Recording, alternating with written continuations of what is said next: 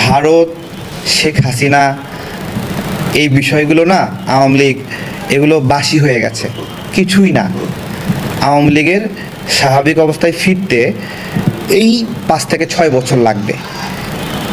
তাকে নিষিদ্ধ করেন আর কবরের 70 হাত নিচে পুঁতায় রাখেন, সে 5-6 বছরের মধ্যে এখান থেকে আবার জীবিত হবে। অন্য দল জীবিত হতে যত সময় লাগে তার চেয়ে সে দ্রুত জীবিত হবে। তার অর্থনৈতিক সক্ষমতা, তার বুদ্ধিভিত্তিক সক্ষমতা, অনলাইন জগতের সক্ষমতা, প্রযুক্তিগত সক্ষমতা, আন্তর্জাতিকভাবে তাদের একটা যে স্টেক হোল্ডারশিপ আছে, এই সমস্ত কিছু কারণে তাদের সময় লাগবে 5 থেকে 6 বছরের মতো। তাদেরকে এই যে নিষিদ্ধ করলেন, এই নিষিদ্ধ করার ফলে তারা যখন রিস্টোর করবে ওই দিন তারা রক্তের হোলি খেলা খেলবে। ঠিক আছে, আমরা এটাই বলছিলাম যে এই প্রক্রিয়াটা সঠিক হচ্ছে না। এই প্রক্রিয়াটা সঠিক হচ্ছে না কেন? কারণ আওয়ামী লীগকে যদি আওয়ামী লীগ হিসেবে রাখতেন অন্তত 5টা বছর ওরা চুপ করে থাকতো। আজকে এই আওয়ামী লীগকে যখন বিএনপির মধ্যে নেওয়া হচ্ছে, এই আওয়ামী লীগকে যখন জামাতের মধ্যে নেওয়া হচ্ছে, এই আওয়ামী লীগের টাকা পয়সা অর্থকরীর উপর যখন এনসিপি ভর করছে, ওরা কিন্তু একটা স্ট্যাবিলিটি পাচ্ছে। ওরা কিন্তু আওয়ামী লীগ হিসেবে থাকলে এই স্ট্যাবিলিটি পাইতো না, তাই না? তো যে আওয়ামী লীগ, যে শেখ হাসিনাকে ভালোবাসে, শেখ মুজিবকে ভালোবাসে, যে কমফোর্ট ফিল করে জয় বাংলা বলতে, ও পিঠ বাঁচানোর জন্য সাময়িক এনসিপি করতে পারে। ও যখন স্পেস পাবে তখন ওইখানে ঘুরায়ে কইসা একটা চট দিবে এনসিপিরে।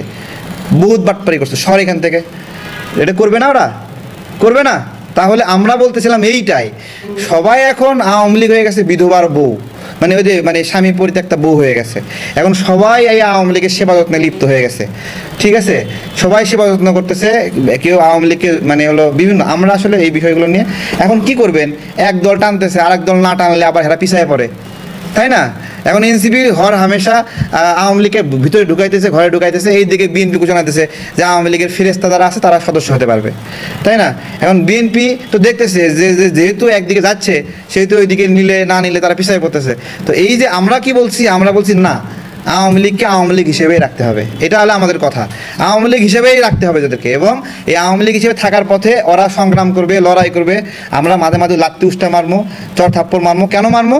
কারণ আমাদের ভোটাধিকার হরণ করছে, গণ অভ্যুত্থানে গণহত্যা করছে, এই কারণে তাদেরকে আমরা শাস্তি দেবো। কিন্তু যখন এরা যখন বিভিন্ন দলে চলে যায় তখন এদেরকে কিছু বলা যায় না।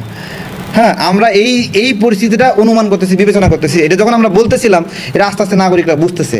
আমরা প্রথম যখন বলছি যে ডক্টর ইউনূস একটা লোভী মানুষ, তখন কিন্তু মানুষ তখন বিশ্বাস করেনি, তখন আমাদেরকে দালাল বলছে। কিন্তু যখন ডক্টর ইউনূস সত্যিকার অর্থেই 666 কোটি টাকা এখানে আপনার নিয়ে নিল, কর মাফ করে নিল। ডক্টর ইউনূস কি শুধুমাত্র 666 কোটি টাকা নিছে? না, ডক্টর ইউনূসের কর ফাঁকি নিয়ে এর আগে বহুত নিউজ হয়েছে, বহুত নিউজ হয়েছে। তার গ্রামীণ ফোন দফায় দফায় হাজার কোটি টাকা কর ফাঁকির জন্য ষড়যন্ত্র করছে। একটা সিম কার্ড লাগে 50 টাকা, সেই সিম কার্ড 900 টাকা 1000 টাকায় বিদেশ থেকে কিনে আনা দেখাইছে। এই যে 50 টাকার সিম কার্ড 1000 টাকা 1500 টাকায় দেখাইছে, তাই না? এই বাকি টাকাটা বিদেশে গেছে। হ্যাঁ, বিদেশে গেছে। এখন এই বাকি টাকাটা বিদেশে গেছে, সেটা কার কাছে গেছে? 50 টাকার সিম কার্ড আসলে কি 1000 টাকা দিয়ে কিনছে বিদেশ থেকে? বিদেশে টাকাটা গেল, ওটা কি আসলে ওই সিম কোম্পানিকে দিছে, নাকি সিস্টেমে যেখানে যাওয়ার কথা সেখানে গেছে? এগুলো নিয়ে আমরা যখন বলতেছি, আসলে কাউকে বিশ্বাস করার অনেক বেশি কারণ না। আপনার একজন ব্যবসায়ী, সে হলো জাত ব্যবসায়ী, বণিক, মানে বোঝেন, বণিক। ও যাইতে আসতে খালি কেনা বেচা করবে, ও মানুষরে কিনবে, ও দেশরে কিনবে, ও নীতিকে কেনা বেচা করবে, সব কেনা বেচা করবে। ডক্টর ইউনূস হলো সেই বণিক যে হলো এই যে বন্দর কেনা বেচার ধান্দায় আছে। এখন ক্ষমতায় থাকার জন্য বন্দর দিয়ে দেওয়ার পায়তারা করতেছে। এইটাই আমরা বারবার বলতেছি। এই বন্দর, ওই যে করিডোর দিচ্ছে না, করিডোর যদি দেওয়ার ঠেকাতে পারি আমরা, তাহলে আমেরিকারে বললেও আমেরিকা বন্দর নেবে না। আমি দুটাই মিল আছে তো। অনেকে শুধু বন্দর করতেছে যে বন্দর উন্নত হবে, হবে। কি বলতেছে যে বন্দরের লোকেরা দুর্নীতি করে, এই জন্য বন্দরকে বিদেশের হাতে দিয়ে দিবে, এই তো। আচ্ছা, এখন আপনার একটা বউ আছে, আপনি একটা খারাপ মানুষ। এখন আপনার বউ হলো আপনার বউ, আপনি হলো খারাপ মানুষ। এখন আপনি খারাপ মানুষ, এই জন্য বউকে আরেকজনের কাছে দিয়ে দিবেন? মানে আমার দেশের মানুষ খারাপ, দুর্নীতি করে, এই জন্য আমার দেশকে আমি মানুষের হাতে কর্তৃত্ব দিয়ে দেবো? হ্যাঁ, আমার বন্দরের মানুষ যদি দুর্নীতি করে আমি ঠিক করবো, কোন জায়গায় ভুল আছে ঠিক করবো। আর আমি যদি ঠিক করতে না পারি আরেকজনের হাতে দিয়ে দেবো, দেশেরই মধ্যে আরেকজনের হাতে দিয়ে দেবো। ডক্টর ইউনূস বন্দর যদি ঠিক করতে না পারে, সে নেতৃত্ব দেবে না, সে সরকারে থাকবে না। যে ঠিক করতে পারবে, যে চালাতে পারবে, সে সরকারে থাকবে। সহজ হিসাব। হ্যাঁ চালাতে পারবে না দেখে বিদেশির হাতে দিয়ে দিবে। তো এই গার্মেন্টসের তো শৃঙ্খলা নিয়ন্ত্রণ করতে পারতেছেন না, তা গার্মেন্টস দিয়ে দেন ইন্ডিয়ার হাতে, দিয়ে দেন ইন্ডিয়ার হাতে, তাই না? এগুলো ন্যারেটিভগুলো মানুষ যার মতো। আমি বলছিলাম ওই দিন যে পাবনায় একটা ইয়ে আছে, এমপি আছে, পাবনায় সেই এমপি ধর্ষণ করছে।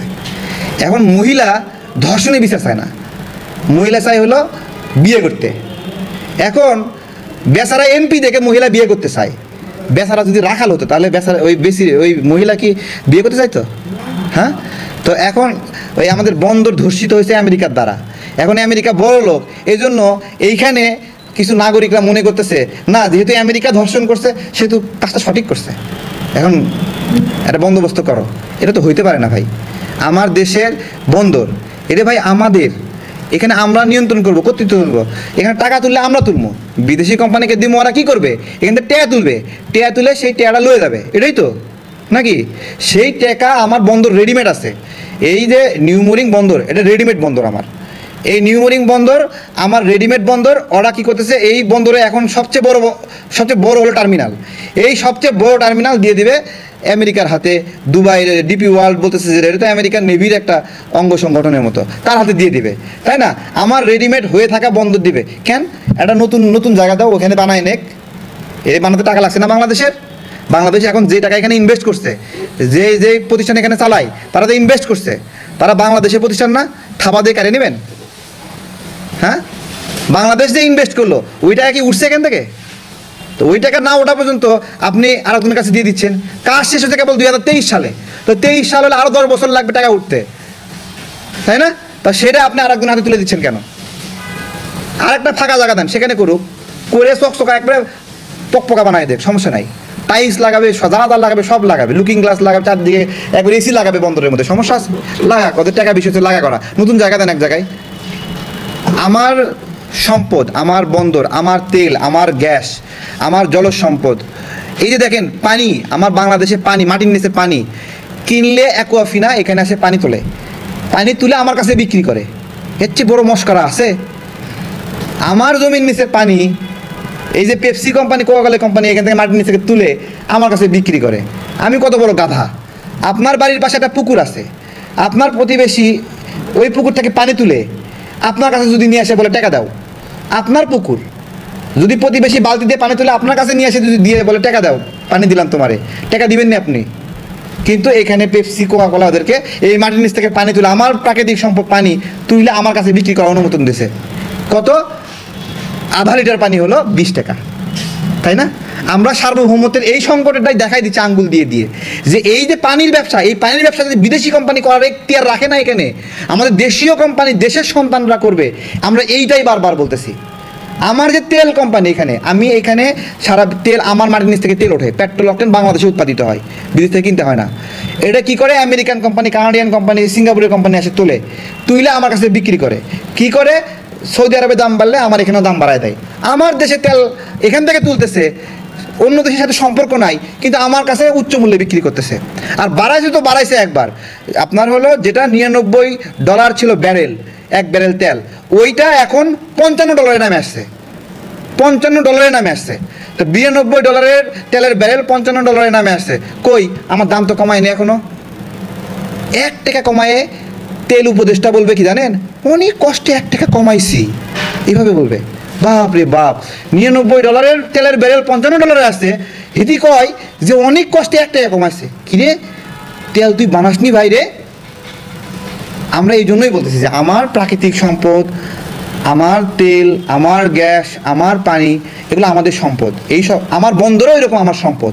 এই সকল সম্পদের ব্যবস্থাপনায় দেশীয় উদ্যোগ ও উদ্ভাবনকে আমরা কাজে লাগাতে বলতেছি। এই জায়গায় আমেরিকার দালাল যারা, আমেরিকার রাজনীতি করে যারা, আমেরিকার পেটি নোট যারা খায়, তারা এসে বলবে যে না, আমেরিকাকে দিলে ভালো আছে, সমস্যা নাই, চলুক।